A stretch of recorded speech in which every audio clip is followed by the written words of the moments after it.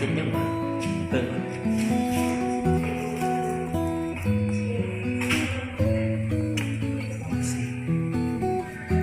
ตัดตารางสอบเช็คความเพียรสา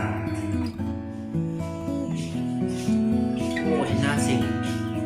ไม่พวกมัน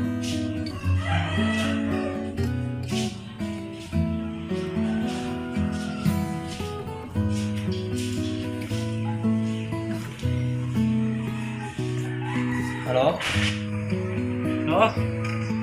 ถูกวะยังเพราะอาทิตย์หน้ารู้อีกเช่นเหรอเนี่ยเป็นบ้างคะแนนให้รู้ไปเด้ออ๋อคะแนนเหรออาจารย์ได้ อ๋ออาจารย์ไม่มาอาจารย์ไม่มาเหรอโอ้เช้าพอนี่เช้าพอลงฮะเลยมูเป็นยังคนกันเองเดี๋ยวตอนแรกพอเข้าไปเลยเอาเลยแหละ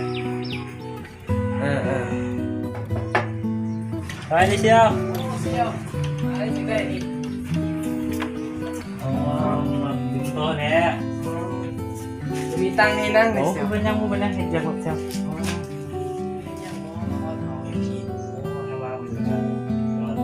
คำลูกชายเขาเนี่ยปวดเนี่ยเอาบนคะแนนคะแนนโอ้บอก ปวดกันเนี่ยวนลูกซ้ายเอาอ่ะเอาจริงแจ้งเลยเอาตรงๆเลยแม่เลยเขาก็เชียวกันวนคะแนนต่ำนะถ้าเทียบเลยจะเห็นเลยคะแนนอ่อนเย็นอ่อนเลยจักสีเห็นจังไงเราส่งข่าวหาตัวแล้วบอกตอนอ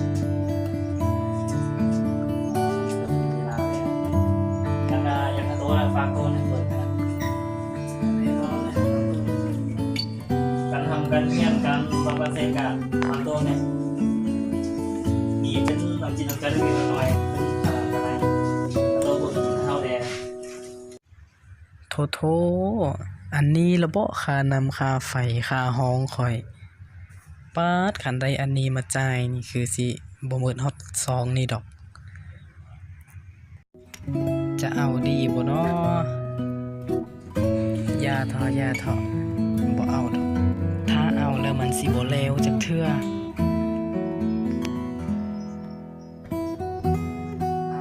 มันเป็นยังเสียว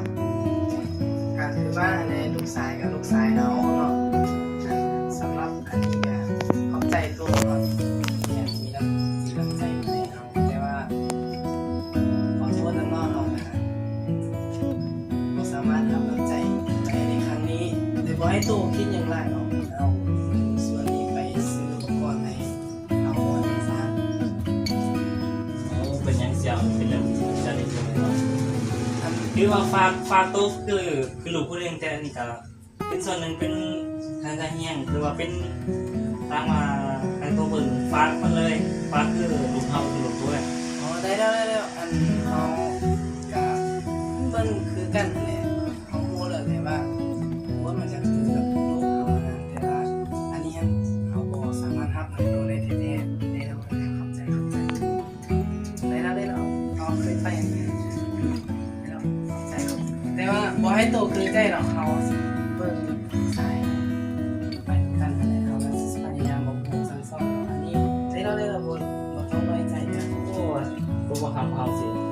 ทำสบายใจสิโอ้สบายใจได้เขาเบิ่งเรื่องเฮียนทุกคนคือกันครับคนนี้ยังไม่ได้ทุกสายเนาะโตกินเขาแล้วอ่ะยังไปให้ไปเขากันไหมเขาปิดคอมกันแล้วว่าให้ไปกินเขานี่เป็นเพียงหนึ่งกรณีตัวอย่างเท่านั้นยังมีอีกหลายรูปหลายแบบที่ผู้ปกครองหรือพี่น้องของนักเรียนพยายามที่จะมาในรูปแบบของการขอคะแนนนำครูอาจารย์ผู้สิทธิ์สอนแต่ถึงอย่างใดก็ตามความเป็นครูยังคงมีเกียรติเสมอถ้าหากว่าพวกเรารักษาจรรยาบรรณของตัวเองให้ได้คือบ่รับสินบน